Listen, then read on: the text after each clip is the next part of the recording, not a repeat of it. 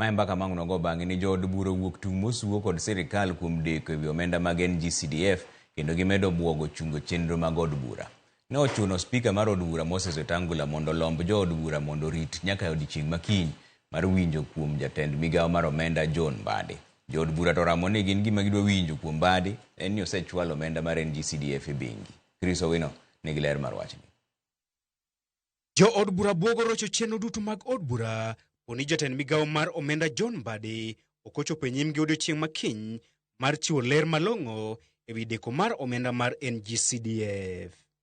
E twak mag od bura odhiambo ma kawuono, jood bura opedho kwayo na spika mar od bura Moses Wetangula mondo ochung chenro duto mag od bura ewi lewo omenda mar NG-CDF, wach ma Wetangula ne odagi. CDF is here to stay and nobody will wish it away, and that will ensure at all times that the Treasury puts CDF on the priority list of the exchequer releases. Kalore gi Wetangula, jood bura nigi teko mar kawo okang' mager koting'o nyaka thich oko apisa moro amora mar sirikal kar tamore tich mane jopiny omiyogi mar twak e od bura. Not to disrupt the business of the House, because it will be a zero-sum game. Even if we don't sit today, I assure you the minister will be here tomorrow. Even if we sit today, he'll still be here tomorrow. And he'll do what we have told him to do. Kaka yo mar temo kuyo mirima mag jood bura ma oidho malo, Wetangula okwayo jood bura mondo rit nyaka odiechieng' makiny mar rakore aching' kod jatend migawo mar omenda John Mbadi wang' gi wang' e od bura. Secretary to appear before the House. And I want to encourage members, because most Wednesdays, we are not usually very many when CSs are here to answer questions.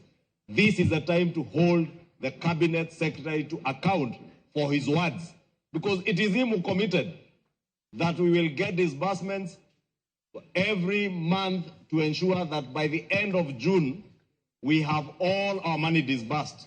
Therefore, whatever magic he will do between now and the 30th of June, 100% of NG-CDF must be disbursed, Honorable Speaker. Tomorrow, the minister must appear here in person.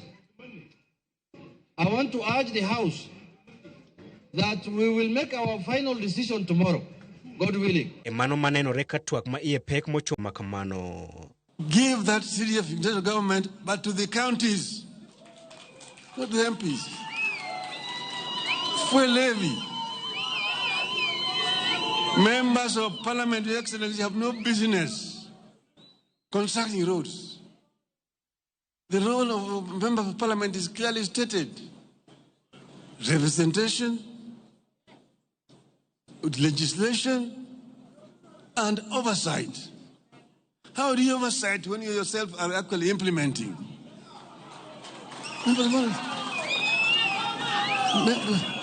Those funds should go to the counties. And if the governors mess up with those things, then we deal with the governors themselves. Chris Owino, Ramogi TV, Nairobi.